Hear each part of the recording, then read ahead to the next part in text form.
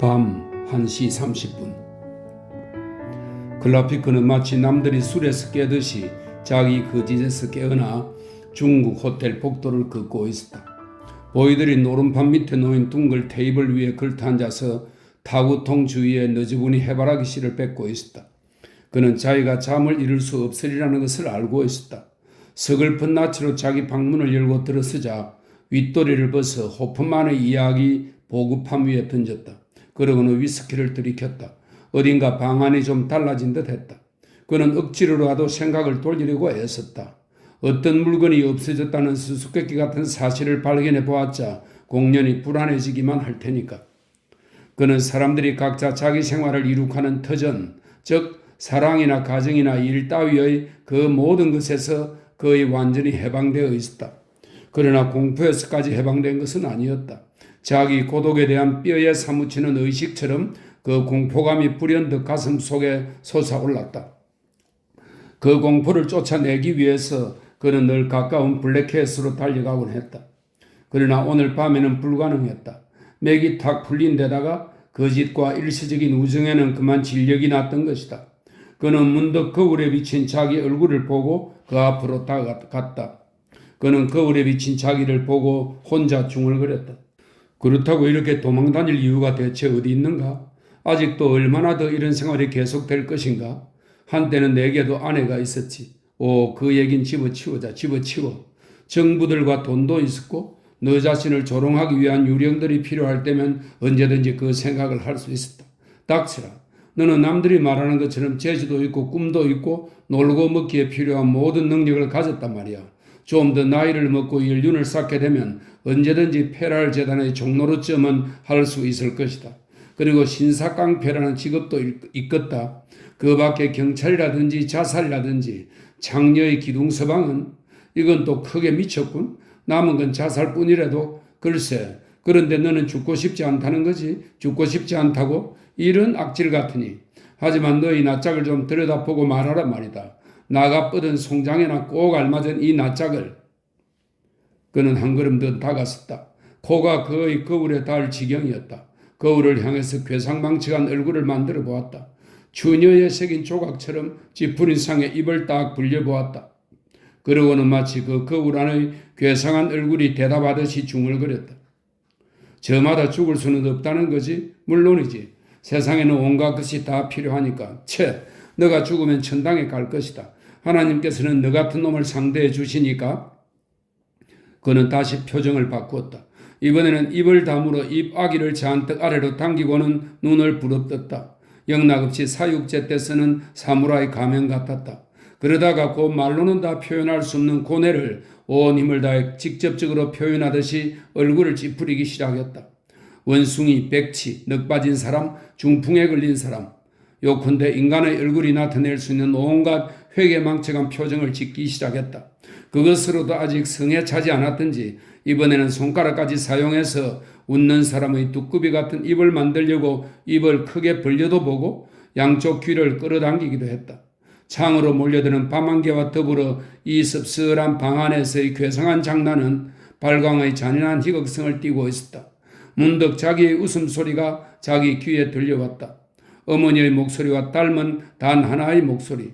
그는 문득 거울에 비친 자기 얼굴을 발견하고는 흠칫 뒷걸음질을 쳤다. 그리고 숨을 헐떡거리며 주저앉았다. 안락의자 위엔 흰 종이 한 묶음과 연필이 있었다. 그는 연필을 집어들고 쓰기 시작했다. 친애하는 토토여, 너는 왕으로 일생을 마치리라. 왕으로 말이다. 만약 너가 계속 술을 마신다면 너의 유일한 친구 알코올 중독성 망상증 덕분에 어느 안락한 정신병자 수용소에서 따뜻하게 세월을 보낼 수 있을 것이다. 하지만 지금 이 순간 대체 너는 취해 있는가? 그렇지 않으면 말짱한 정신으로 그러는 거냐? 그렇게도 쉽사리 여러 가지를 상상할 수 있는 너가 지금 당장 너 자신이 행복하다고 상상하지 않고 뭘 우물쭈물하고 있느냐? 너의 생각으로는 정말. 이때 밖에서 문 두드리는 소리가 들렸다. 그는 갑자기 현실 세계로 굴러떨어졌다. 망상에서 벗어나기는 했지만 어리둥절했다. 또 한 번 노크 소리가 들렸다. 들어오시오. 모직 망토에 검은 중절모를 쓴 백발 신사 지조로였다. 나는 클라피크는 우물쭈물 중얼거렸다. 방금 기요가 체포당했어. 괜히란 사내를 잘 아시죠? 나야 뭐 아무 관계도 없는 처지여서. 저자가 지금 너무 취해 있지만 않다면 지조는 이렇게 생각하며 다시 물었다. 괜히 이를 아시죠? 그럼요. 그자를 잘 압니다. 한때 그를 도와준 일도 있어요. 그에게 부탁을 좀 해줄 수 없을까요? 그러죠. 그런데 그는 장의 보안대장의 직권으로 기요를 석방해 줄 수도 있을 겁니다. 또는 최소한도 총살을 당하지 않도록 말이요. 그게 가장 긴급한 문제요. 알겠습니다. 그러나 아직 괜히 이가 어느 정도로 자기를 고맙게 여기고 있을지는 그의 자신을 가질 수 없었다. 그래서 그를 만나러 간다는 것은 쓸데없는 짓이라고 판단하지 않을 수 없었다. 더군다나 슈필레프스키에게 자기 신변도 위태롭다는 정보를 듣고 나서 그런 일을 한다는 것은 분명 경솔한 짓 같았다. 그는 고개를 푹 숙이고 침대에 걸터 앉았다. 뭐라고 해야 좋을지 말이 나오지 않았다. 지조로의 의조로 보아 그 체포 사건의 책임이 자기에게 있다는 것을 전혀 모르는 눈치였다. 지조로는 어디까지나 그를 어제 오후에 기요에게 위험을 알려주러 왔던 친구로 알고 있는 것이지 기요와의 약속 시간에 도박을 하고 있던 자로 여기는 것은 아니었다. 그러나 클라피크는 그렇다는 확신을 가질 수가 없었다. 얼굴을 들고 그를 바라볼 용기조차도 없고 도저히 침착해질 수도 없었다. 지조로는 바로 자기가 나타났기 때문에 그의 호흡이 그렇게 거칠어졌다는 것은 꿈에도 모르고 대체 어떤 큰일을 치렀기에 어떤 어처구니 없는 일이 일어났기에 저럴까 하고 의아해했다. 클라피크로서는 지조로가 자기를 책망하는 것 같기만 했다. 아시다시피 영감님, 나는 결국 그렇게 미친놈은 아닙니다. 그는 여전히 입속말로 더듬고 있었다. 때로는 지조로야말로 자기를 이해해주는 유일한 사람 같기도 하고 때로는 자기를 어릿광대로 여기는 것 같기도 했다. 나를 어떻게 생각하십니까? 지조로는 지금 그와 이야기를 하기보다는 차라리 그의 어깨를 움켜쥐고 괜히 에게로 끌고 가고 싶은 마음이 굴뚝 같았다. 그러나 상대가 술에 취한 걸로 여기고는 있었지만 취중이라 하더라도 너무나 당황한 기색이 엿보여서 그 객설을 상대하지 않을 수 없었다. 글을 쓰지 않고는 배기지 못하는 사람이 있고 꿈을 꾸어야 하는 사람이 있고 말하지 않으면 배기지 못하는 사람들도 있습니다. 다 마찬가지예요. 연극은 진실하지 못해요. 차라리 투구가 진실하죠. 그러나 소설은 진실한 게 아니에요. 차라리 과대망상증이 진실하죠. 클라피크는 일었다. 팔을 다쳤소? 지조로가 물었다. 팔이 쑤신답니다. 내버려 두세요. 클라피크는 방금 손목시계를 지조로에게 보이지 않으려고 거북스럽게 팔을 돌린 차입니다. 마치 도박장에서 약속 시간을 알려주었던 그 시계가 자기를 배반했다는 듯이. 언제 괜히를 만나러 가겠소? 내일 아침에 갈까요? 왜 지금 당장은 안 됩니까? 경찰은 밤에도 쉬지 않는데. 지조로는 고통스러운 어조로 말했다. 그리고 어떤 일이 일어났는지 클라피크도 더 이상 고집 부리지는 않았다. 자기 잘못을 뉘우쳐서가 아니라 또 한 번 도박을 시작한다면 이번에도 역시 거기서 시간을 보냈으리라. 다만 죄를 갚겠다는 생각에서였다. 자, 달려갑시다. 자기 방에 들었을 때 어쩐지 전과 달라진 듯 했던 일이 생각나자 다시 불안해졌다. 유심히 방 안을 둘러보았다. 그림 한 폭과 가장 아름다운 조각 두 개가 깜짝같이 없어진 것을 발견하고는 좀 더 빨리 그것을 알아채지 못한 사실에 놀랐다. 그 그림은 도쿄풍의 그림으로 그를 몽상에 잠기게 해주던 것이었다. 테이블 위에 편지 한 통이 놓여 있었다. 슈필레프스키의 필적이었다. 대강 짐작할 수 있었다. 그러나 그 편지를 뜯어볼 수는 없었다. 기요의 신변이 위험하다는 것을 알려준 사람이 슈필레프스키였던 것이다. 지금 섣불리 슈필레프스키 얘기를 꺼냈다가는 사건의 전말을 모조리 지조로에게 얘기하지 않을 수 없으리라. 그는 편지를 집어 주머니에 넣었다. 밖으로 나가자 장갑차와 군인들을 태운 화물차들이 지나가는 것을 볼 수 있었다. 클라피크는 아직도 마음이 진정되지 않았다. 아직 벗어날 수 없는 마음의 혼란을 숨기기 위해서 평소에 늘 하던 버릇대로 또 미친 사람 같은 수작을 늘어놓았다. 마술사가 되어서 회교국 왕에게 일각수를 한 마리 보내고 싶은데 일각수 말입니다. 그놈이 태양 같은 황금빛으로 궁전에 나타나서 외친다 말입니다. 왕이여, 그대 첫째 부인이 그대를 속이고 있다는 걸 알아라. 물론 농담입니다만 남이 보는 앞에서 자기 인생과는 다른 인생을 살아 보인다는 게 얼마나 기분 좋은 일인지 아무도 모르는 모양입니다. 더구나 여자가 보는 앞에서 거리에서 만난 남자들과 얘기를 할 때 여자치고 적어도 그중 어떤 남자에게 자기 자신을 과장해서 거짓을 꾸며대지 않는 여자가 있을 것 같소? 그럼 당신은 모든 인간이 과대망상증 환자라는 겁니까? 클라피크의 눈꺼풀이 신경질적으로 깜빡였다. 그는 좀 천천히 걸었다. 그는 계속했다. 아니, 닥터를 놓고 얘기해 주십시오. 어째서 모든 인간이 그렇지 않다고 생각하시죠? 클라피크는 지금 지조로에게 도박을 어떻게 생각하느냐고 물어보고 싶은 충동이 가슴 속에서 치밀어 오르는 것을 느꼈다. 여태껏 느껴보지 못한 매우 이상한 욕망이기는 했지만 또한 억누를 수 없이 강렬한 것이기도 했다. 그러나 만약 지금 도박 얘기를 꺼낸다면 틀림없이 모든 것을 고백하게 될 것이었다. 얘기를 해볼까? 두 사람 사이에 침묵이 계속된다면 결국 그 얘기를 하지 않고는 배길 수 없으리라. 다행히 그때 지조로가 대답했다. 아마 나는 당신 질문에 대답하기에는 적당치 않은 인간인 듯하오. 아편의 경험이 가르쳐주는 바는 오직 한 가지뿐이요. 즉 육체적 고통 이외에는 세상에 현실적인 것이라고는 아무것도 없다는 것이요. 고통이라 그럴 테죠. 그리고 공포도. 공포? 공포를 느끼지 않습니까? 아편을 피울 때? 사실 지조로는 이런 생각을 하고 있었다.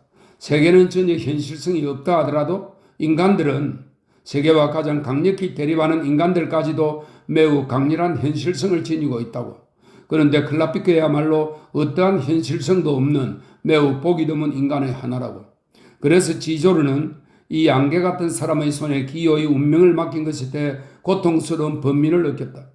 어떠한 인간이라도 그의 언동 밑에는 우리가 감동할 수 있는 본질이 있는 법이어서 그의 고뇌를 보면 그의 성질까지도 짐작이 가게 마련이다.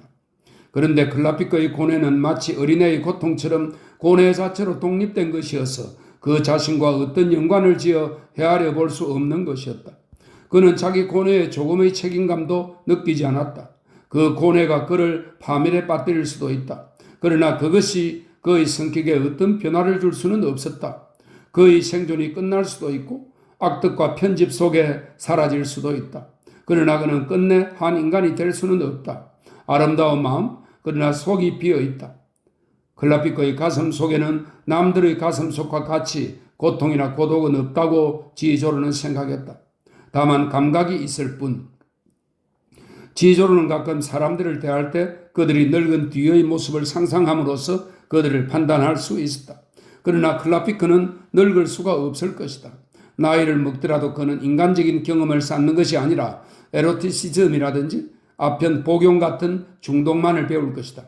그래야 마침내 그 중독 속에 삶을 망각하는 온갖 방법이 활용될 것이다.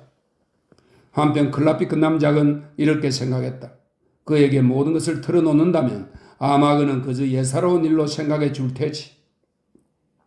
중국인 거리에서는 도처에서 사격 소리가 들려오고 있었다. 클라피크는 지조로에게 혼자 갈 테니 조개 입구에서 돌아가 달라고 부탁했다. 아무래도 괜히 이가 자기를 만나주지 않을 것만 같았기 때문이다. 지조로는 그 호리호리하고 어수선한 뒷모습이 안개 속으로 사라지는 것을 바라보았다. 저항의 경찰 특무반은 간소한 별장에 자리 잡고 있었다. 1920년경에 지은 건물이며 파리 근교에서 볼 수 있는 베콩네 브리에르업의 건축 양식을 따른 것이지만 창틀만은 황색과 청색으로 칠한 화려한 장식이 붙어 있었다. 보초 2명이 서 있고 그 밖에 필요 이상으로 많은 전령들이 대기하고 있었는데 모두 무장을 하고 있었다. 비서가 내민 카드에 클라피크는 그저 토토라고 서명만 하고 나머지라는 여백으로 남겨두고 기다렸다. 자기 방을 나온 후로 밝은 방에 들어선 것은 이번이 처음이었다. 주머니에서 슈필레프스키의 편지를 꺼냈다. 친애하는 클라피크에게 난 당신의 각별한 호의를 받아들이기로 했습니다. 내가 주저한 것도 실은 그만한 이유가 있었던 것이지만 나는 다시 깊이 생각해 보았습니다. 그리하여 당신의 후위로서 나는 다시 평화로운 생활을 누릴 수 있게 될 것입니다. 그리고 현재 나의 사업에서 기대할 수 있는 이윤이란 막대하고 확실한 것이어서 1년 내에 틀림없이 미술품과 같은 종류의 그리고 보다 아름다운 것을 당신에 대한 사례로 드릴 수 있을 것입니다. 상하이에서의 식료품 거래란 이하 4페이지에 걸쳐 구간 설명이 붙어 있었다. 이거 일이 잘 안 되겠는걸? 안 될 것 같아. 글라피크는 이런 생각을 했다. 그러나 보초 한 명이 그를 부르러 오고 있었다. 문을 들어서자 쾌니는 정면으로 테이블에 마주 앉은 채 그를 기다리고 있었다. 짝달막하고 퉁퉁한 몸집과 검붉고 네모난 얼굴. 쾌니는 그에게로 다가와서 손을 꽉 쥐었다. 그 성급하고 억센 악수는 그들을 서로 친밀하게 접근시키기보다는 오히려 멀리 떼어놓는 듯 했다. 어떻소? 좋으시겠지? 당신이 오늘 찾아오리라는 것을 알고 있었소.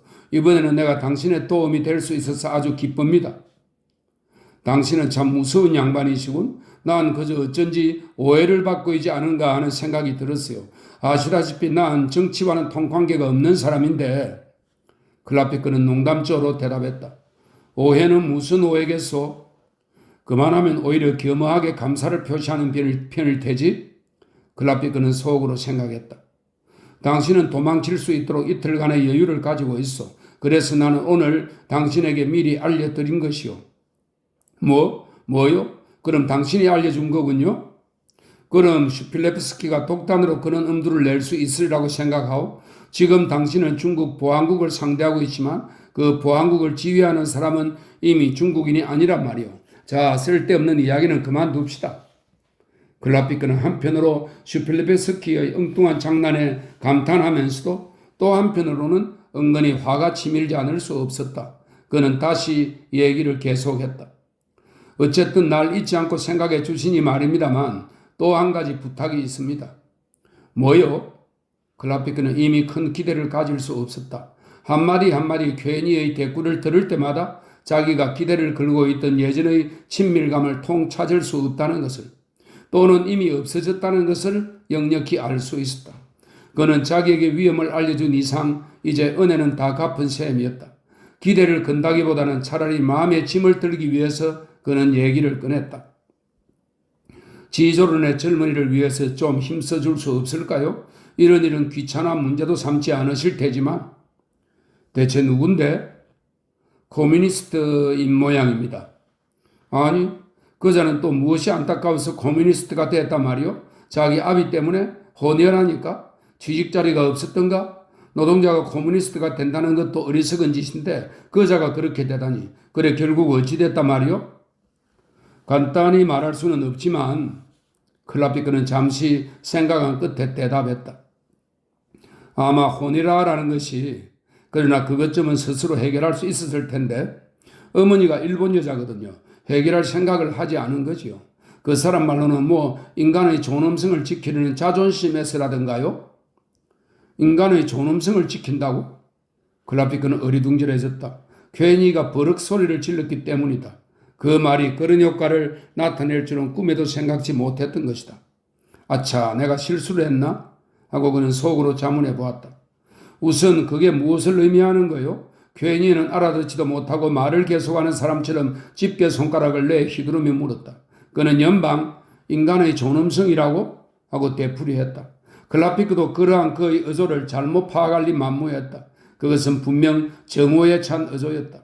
쾌니는 그의 오른쪽에 자리 잡고 있었다. 그때 그 비뚤어진 코가 아주 심한 매부리 코로 보여 그의 얼굴의 특징을 더욱 두드러지게 드러내 주었다. 어디 말해보시오, 토토. 당신도 그 존엄이라는 것을 믿고 있어? 남들에 대해서는 그래요. 클라피크는 입을 다물고 말았다.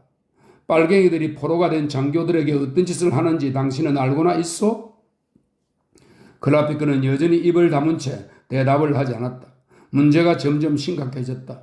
그는 쾌니의 그 말이 하나의 준비 과정이며 자기 자신의 이야기를 꺼내기 위한 발판이라는 것을 느낄 수 있었다. 쾌니가 그의 대답을 기다리지 않는 것으로 미루어 보았어 말이다. 시베리아에서 나는 포로 수용소의 통역을 하고 있었어. 백군이 세메노프 밑에서 복무하게 되어 그곳을 빠져나올 수 있었지.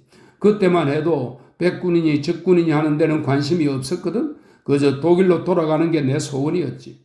그러던 차에 빨갱이들에게 붙들렸어. 난 추워서 반쯤 죽어있는 상태였어. 그런데 놈들은 나를 대위님이라고 부르며, 사실은 중이었지만 내가 쓰러질 때까지 주먹으로 후려 갈겼단 말이요. 놈들은 쓰러진 나를 다시 붙들어 일으켰지. 나는 그때 작은 해골 표시가 있는 세메노프 군의 제복을 입지 않고 양어깨에는 별이 하나씩 붙은 견장을 달고 있었어. 여기서 괜히는 얘기를 멈추었다. 저렇게 길게 늘어놓지 않고도 대번에 거절할 수도 있을 텐데. 클라피크는 생각했다. 그러나 그 무겁고 숨가쁜 목소리는 어떤 긴박감을 내포하고 있어서 클라피크는 그것을 이해하려고 애를 썼다. 놈들은 견장에 달린 별에다 대고 내 양 어깨에 못을 내리박았어. 손가락만한 못을. 잘 들으시오, 토토. 이렇게 말하고는 클라피크의 팔을 붙들더니 몽롱한 눈길로 그의 눈을 들여다보았다. 그때 나는 계집애처럼 엉엉 울었어. 마치 송아지처럼. 놈들 앞에서 엉엉 울었단 말이오. 아시겠소? 자, 이 얘기는 그만해두지. 그래도 아무도 손해보는 사람은 없을 테니. 그는 사람을 죽일 기회가 있을 때마다 이 얘기를 하는 모양이었다. 어쩌면 자기 자신에게 들려주는 것인지도 모를 일이었다. 마치 그 얘기가 아직도 그를 괴롭히는 그 끝없는 모욕과 상처를 피가 나도록 깎아내릴 수 있기나 한 듯이. 이봐요. 나한테는 그 인간의 존엄이니 무엇이냐 하는 수작은 꺼내지 않는 게 좋을걸? 알겠소? 내 존엄이란 나로서는 말이요. 놈들을 죽이는 거요. 중국이라고? 그게 대체 나와 무슨 상관이 있단 말인가? 중국이라. 농담은 집어치우라니까. 내가 국민당에 가담하고 있는 건 오직 빨갱이들을 죽이기 위해서란 말이요. 내가 인간으로, 아무 인간으로라도 좋아. 저 창 앞을 지나가는 을간이라도 좋지. 어쨌든 내가 예전 같은 한 인간으로 되돌아가는 것은 오직 놈들을 죽일 때뿐이야. 이건 아편 파이프에 대한 아편쟁이의 심정과 마찬가지지. 그래, 그 녀석의 목숨을 구해달라고 왔단 말이요. 설사 당신이 내 목숨을 3번 건져 주었다 치더라도 그는 꼼짝 않고 두 손을 주머니 속에 넣은 채 이를 악물고 말했다. 한마디 토할 때마다 더벅머리가 건들건들 흔들렸다. 그래도 세월이 지나면 잊어버릴 수 있으니 클라피크는 나지막이 말했다. 나는 벌써 1년 전부터 여자하고 자본 일이 없어. 그만하면 알겠소? 그리고 그는 갑자기 말을 끊었다가 언성을 낮추어 계속했다.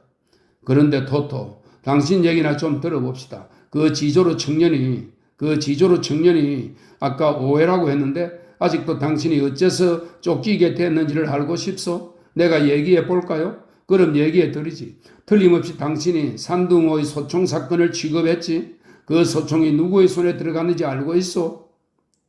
이런 직업에서는 그렇게 꼬치꼬치 캐묻지 않는 법이요. 쉬. 그는 이렇게 말하면서 늘 하던 버릇대로 집게 손가락을 입 위로 가져갔다. 그러나 곧 어색해졌다. 코뮤니스트들 손에 들어갔어. 그리고 당신도 그 사건에 생명을 걸고 가담했으니 그것쯤은 당신에게 알려주었을 거요. 그리고 그건 터무니없는 사기 행위였어. 놈들은 시간의 여유를 얻으려고 당신을 이용한 거요. 바로 그날 밤에 놈들은 산둥어에 실은 무기를 약탈했으니까. 아마 내 판단이 잘못이 아니라면 지금 당신이 구명운동을 하는 바로 그 사내가 당신을 이 사건에 끌어넣지 않았소? 클라피크는 하마터면 어쨌든 난 구전을 받고 한 일인데 라고 대답할 뻔했다. 그러나 상대방의 얼굴에는 방금 자기가 내막을 알아맞힌 데 대한 만족감이 역력히 드러나 있었다. 그래서 클라피크는 더 있어 보았자 소용이 없으리라는 것을 눈치채고 이제 빨리 이곳을 떠나고 싶은 생각밖에는 들지 않았다. 한편 생각해보니 기호는 약속을 지키기는 했지만 아무 말 없이 그의 목숨까지 내걸게 한 셈이었다. 그럼 그가 나를 이용했단 말인가? 아니다. 하지만 기호가 나보다도 자기 일을 중요시했던 것은 당연한 일이다. 그러니 내가 기호를 이대로 내버려 두는 것도 당연한 일일 것이다. 사실상 아무것도 도와줄 수 없는 형편이니 그럴 수밖에. 그는 그저 어깨를 으쓱해 보였다. 그럼 48시간 안에 도망가야 한다는 말입니까? 그렇소. 그 이상 고집 부리지 마시오. 옳은 태도요. 자, 그럼 저자는 아마 곧 죽을 사람에겐 늘 그런 자기 비밀을 털어놓는 모양이다. 어쨌든 이쯤 되고 보면 정말 달아나는 것이 좋겠다. 클라피크는 계단을 내려오면서 생각했다. 방금 쾌니이가 누구라도 좋으니 어쨌든 한 인간으로 살려면 하던 그 어조가 아직도 귀에 쟁쟁 울리고 있었다. 그는 쾌니이에게서 볼 수 있는 그 중독 상태, 오직 피만이 만족시킬 수 있는 뼛속까지 사무친 그 중독을 보고 어안이 벙벙해진 것이다. 그는 이제까지 중국이나 시베리아의 내란의 참화를 싫도록 보아온 터라 심각한 굴욕감이 얼마나 철저히 세계 부정을 초래하는가를 잘 알고 있었다. 그렇듯 철저한 부정에서는 고독이란 오직 집요하게 대지를 물들여 놓는 피와 마약과 신경증 따위로서만 지탱할 수 있는 법이다. 그는 어째서 쾌니이가 자기 곁에는 모든 현실이 얼마나 악화되어 가는가를 잘 알면서도 함께 있기를 좋아했는지 이제야 깨닫기 시작했다. 그는 되도록 천천히 걸었다. 가시철망 저편에서 자기를 기다리는 지조로 노인을 다시 만나기가 무섭던 것이다. 그 노인에게 뭐라고 말할 것인가? 그러나 때는 이미 늦었다. 벌써 지조로 노인은 기다리다 못해 그를 마중 나오고 있었다. 지조로의 모습이 차츰 안개 속을 벗어나며 2미터 앞까지 와 있었다. 그는 미친 사람처럼 험상궂고 날카로운 눈초리로 뚫어질 듯이 클라피크를 노려보았다.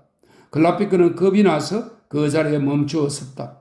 지조로는 벌써 그의 팔을 꽉 붙들고 어떻게 할 도리가 없었소? 하고 묻고 있었다. 좀 처량한 어조였지만 여전히 침착한 목소리였다. 클라피크는 고개를 설레설레 흔들었다. 갑시다. 다른 친구에게 도움을 청해야겠소. 안개 속에서 나타나는 클라피크의 모습을 보는 순간 지조르는 아차 내가 어리석었구나 하고 순간적으로 깨달았다. 클라피크가 돌아오면 오갈이라고 머릿속으로 생각했던 대화도 모두 어리석기 짝이 없는 것이었다. 그가 보냈던 클라피크는 자기 부탁을 전하는 통역자도 심부름꾼도 아니었다. 한 장의 노름 카드였던 것이다. 내가 패를 던졌다가 진 것이다. 졌다는 것이 클라피크의 얼굴에 역력히 드러나 있었다. 그러니 다른 카드를 찾아봐야 한다. 고통과 비탄에 목이 졸린 채 절망의 밑바닥에 있으면서도 지조로는 명민한 상태에 있었다. 그는 페라를 생각해 보았다. 그러나 페랄은 이런 종류의 분쟁에는 개입하려 들지 않을 것이다. 쾌니이는 비서를 불렀다. 내일 지조로 청년을 이리 불러오게. 새벽 5시. 새벽녘에 카토프와 에멜리크는 2층 창가에서 밖을 내다보고 있었다.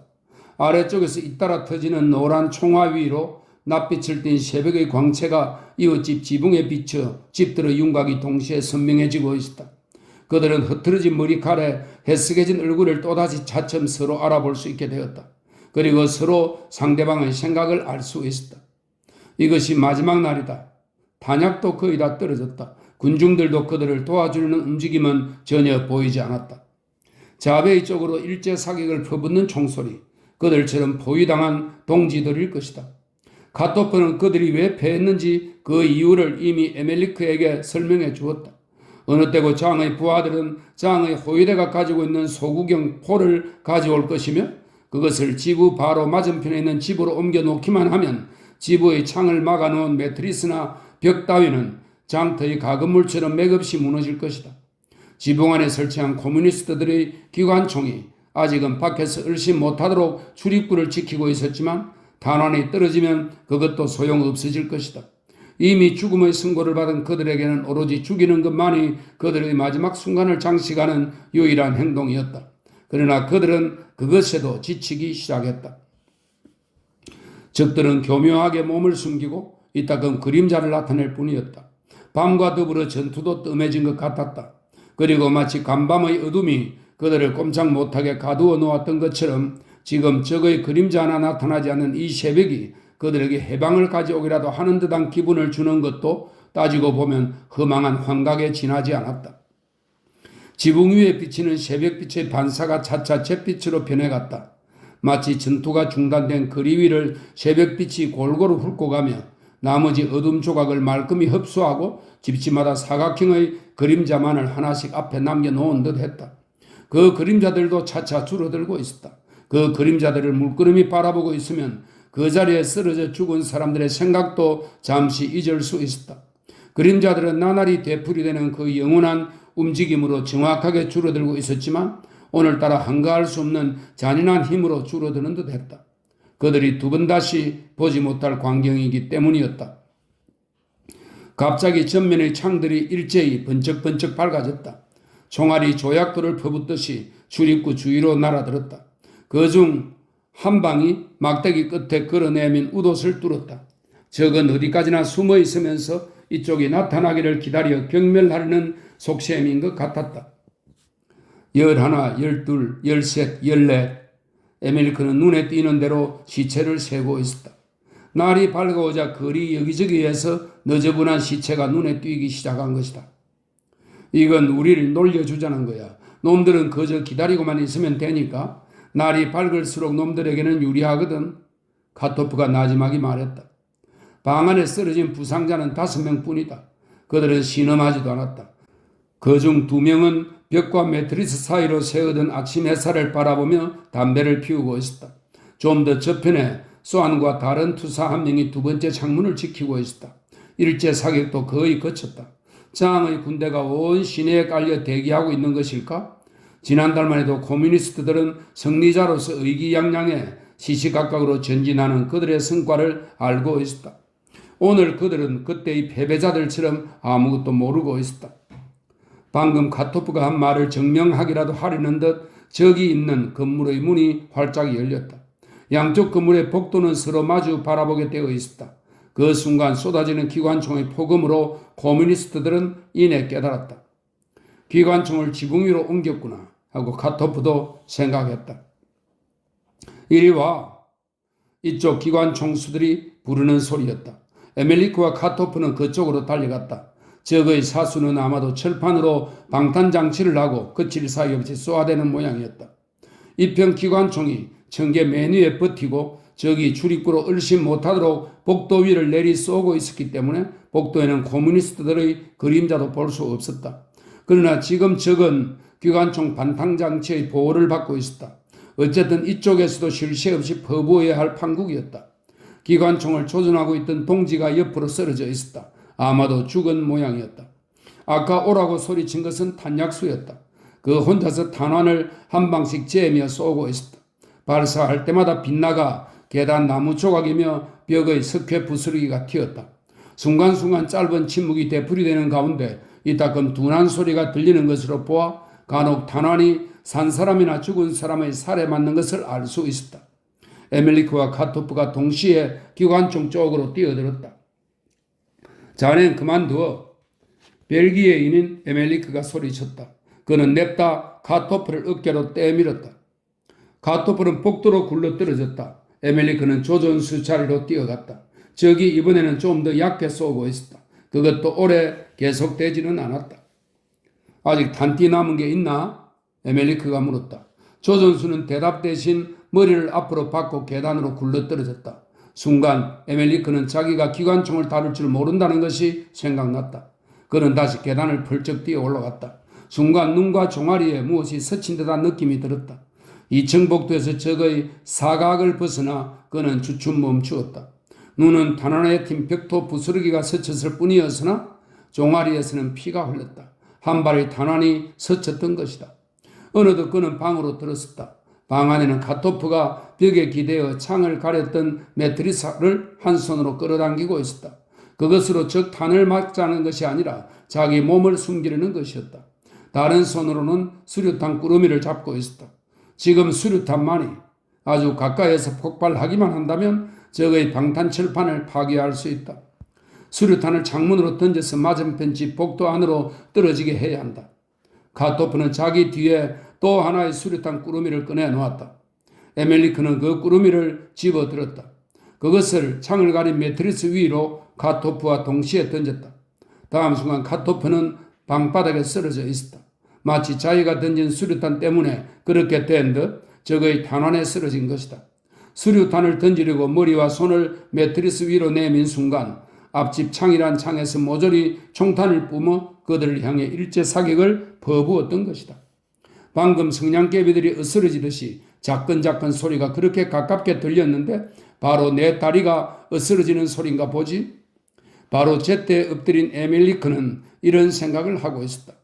총탄은 여전히 날아오고 있었다. 그러나 납작 엎드려 있는 그들을 벽이 보호해주고 있었다. 창은 나무 조각들을 깐 방바닥에서 불과 60cm 높이에 있었다.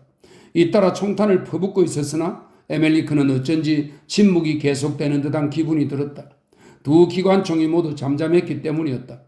그는 팔꿈치를 짚고 카토프 쪽으로 기어갔다. 카토프는 꼼짝달싹하지 않았다. 그의 양 어깨를 잡아 끌어당겼다. 적의 사격 범위 밖으로 벗어나자 둘은 서로 마주 바라보았다. 매트리스와 은폐물로 창을 모두 막아버렸지만 그래도 대낮에 환한 햇빛이 스며들고 있었다. 카토프는 순간순간 의식을 잃어가고 있었다. 총탄이 허벅다리를 꿰뚫어 시뻘건 피가 흘러나오고 있었다. 그 피는 마치 앞지에 번지듯 마룻바닥 위에 번지고 있었다. 수안이 대포다 하고 고함치는 소리가 에멜리크의 귀에 들려왔다. 다음 순간 쾅 하고 엄청난 포성이 터졌다. 고개를 드는 순간 코 밑에 충격을 받았다. 이번에는 에멜리크가 정신을 잃고 말았다. 에멜리크는 정신이 들기 시작했다. 한없이 깊은 곳에서 떠오르듯이 차츰 정적이 내리덮은 현실 세계의 표면으로 떠오르고 있었다. 마침내 의식이 떠오른 그 현실 세계의 표면이 그에게는 너무도 낯선 것이어서 그 힘으로 다시 기운을 차리게 되는 듯 싶었다. 폿소리도 들리지 않았다. 벽은 비스듬히 무너져 있었다. 방바닥에는 카토프와 다른 동지들이 벽토와 파핀에 덮여 실신했거나 또는 이미 죽어 있었다. 목이 몹시 말랐다. 종아리의 상처는 대단치 않았다. 그는 기어이 문을 넘어 복도로 나가 벽을 짚고 간신히 몸을 일으켰다. 튕겨나온 벽토 조각에 머리를 얻어맞은 것 외에는 어디가 아프다고 뚜렷이 지적할 수도 없었다. 난간에 매달려 청계를 내려갔다. 거리 쪽으로 나가는 계단이 아니라 뒤뜰로 통하는 청계를 내려가는 것이었다. 거리에 아직도 적들이 대기하고 있을 것 같았다. 사격은 이미 그쳤다. 출입구로 통하는 복도에는 벽이 움푹움푹 베어 있었다. 전에 테이블들이 놓여있던 자리였다. 그는 제일 가까운 구멍 속에 몸을 숨기고 뒤뜰을 살펴보았다. 폐가처럼 보이는 집. 그러나 폐가가 아닌 것은 뻔한 일이다. 바로 그 오른쪽에 양철 지붕의 헛간이 한 채 있었다. 멀리 지붕이 뾰족한 집이 한 채, 그리고 차츰 아득하게 작아지면서 그가 다시는 보지 못할 먼 벌판으로 뻗어나간 전신주의 대열. 문 앞을 가로질러 뒤얽힌 철조망이 마치 사기 그릇에 금이 간 것처럼 죽은 듯한 거리 풍경과 잿빛 햇살에 검은 줄무늬를 긋고 있었다. 그 뒤에 곰 같은 그림자가 하나 나타났다. 얼굴을 이쪽으로 향하고 등을 완전히 구부린 사람. 그 그림자가 철망에 매달리기 시작했다. 에멜리크에게는 이미 탄환도 남아있지 않았다. 그는 그 그림자를 지켜보고 있었다. 그림자는 에멜리크가 그 행동을 미리 짐작하기도 전에 이 망에서 다른 망으로 옮겨가고 있었다.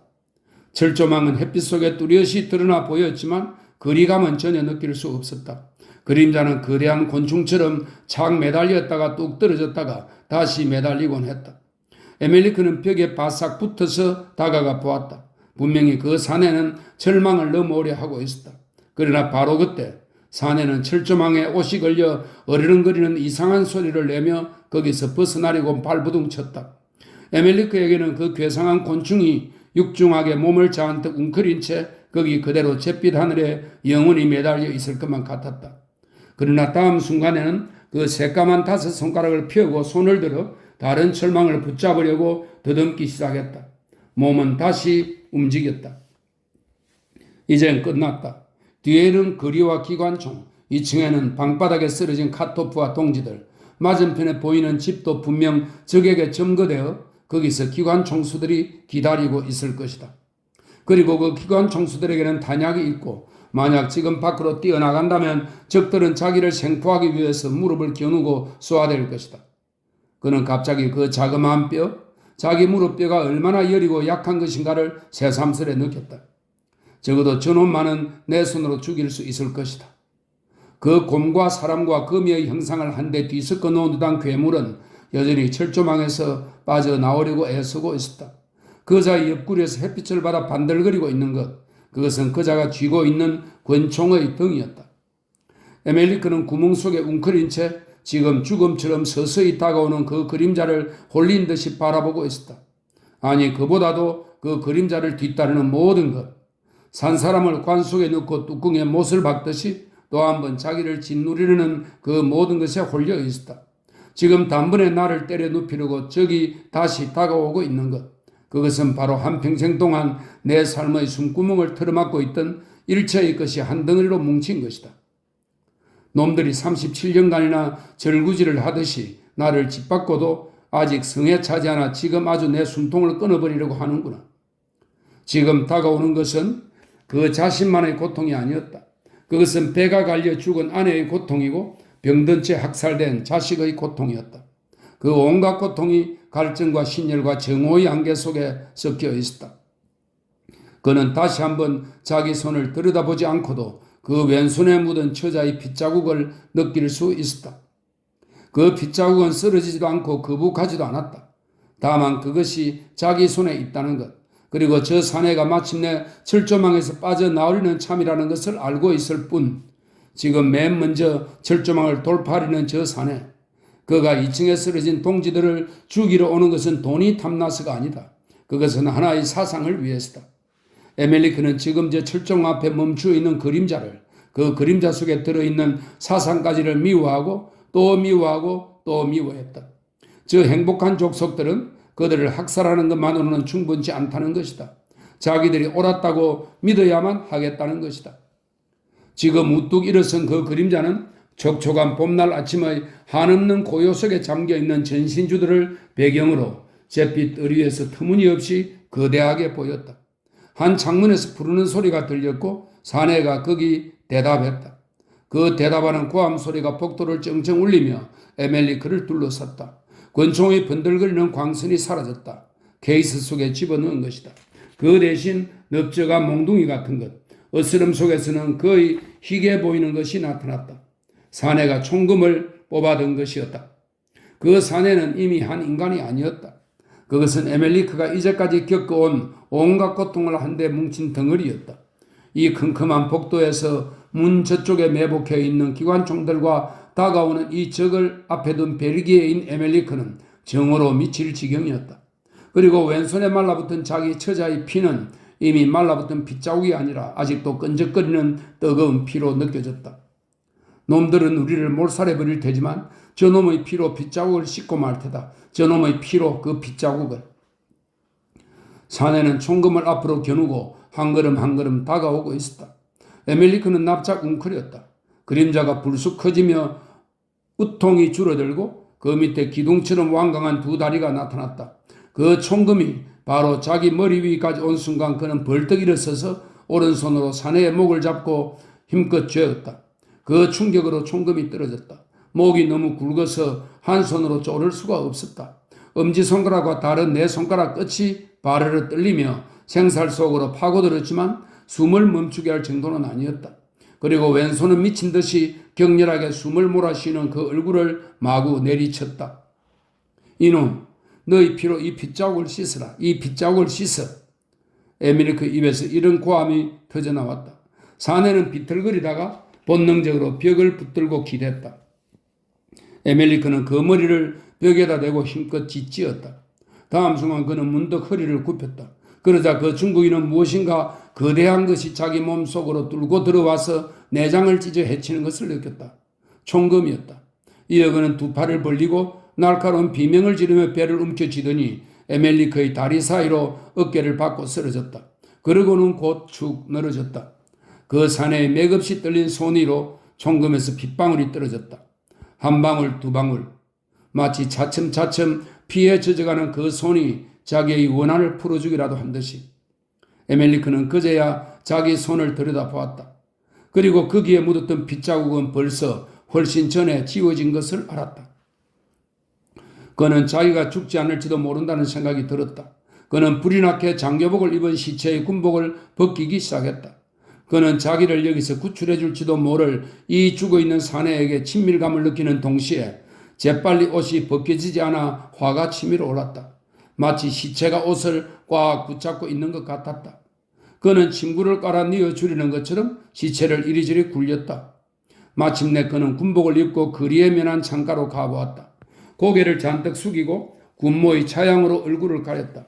맞은편에 대기하고 있던 적들이 뭐라고 고함을 지르면서 창문을 열었다. 놈들이 오기 전에 달아나야겠다. 그는 거리 쪽으로 버젓이 나갔다. 아까 그가 죽인 장교가 자기 편을 찾아 돌아가기라도 하듯이 그는 슬쩍 왼쪽으로 돌아갔다. 포로는 어떻게 됐어? 창가에 나타난 적들이 소리쳤다. 적들은 그가 자기네 쪽으로 오는 것으로 생각한 모양이었다. 그들을 향해서 그는 아무렇게나 적당히 몸짓을 내보였다. 자기를 보고도 총을 쏘지 않는 것이 어리석기도 하고 한편 생각하면 당연한 일 같기도 했다. 그를 당황하게 만들 수 있는 것은 이미 아무것도 없었다. 조개는 일찍부터 경계가 심했다. 그러나 그는 되레피블리크가의 이중 출입구가 있는 집들을 훤히 알고 있었다. 국민당원들이 한 명씩 밖으로 나오기 시작했다.